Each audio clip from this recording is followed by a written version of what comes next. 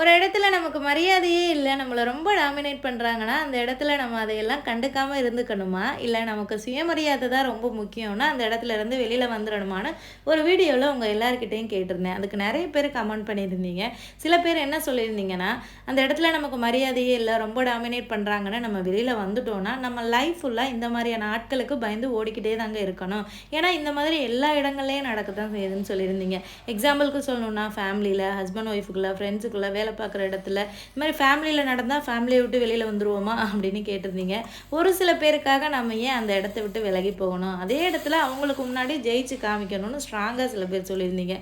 எனக்கே சொன்ன மாரி இருந்ததுங்க நீங்க சொன்னதெல்லாம். ஏன்னா நானும் அந்த கேட்டகரி தான். ஒரு இடத்துல என்னைய ரொம்ப டாமினேட் பண்றாங்கன்னா, அந்த இடத்துக்கு நான் போவே மாட்டேங்க. அந்த மாதிரியான ஆட்கள ஃபேஸ் பண்றதுக்கே ரொம்ப பயமா இருக்கும். நீங்கலாம் சொன்ன உடனே, எதுக்காக நம்ம அவங்களுக்காக ஓடணும்? இந்த மாதிரியான ஆட்கள தைரியமா ஃபேஸ் பண்ணணும் அப்படின்னு எனக்கு தோணுதுங்க.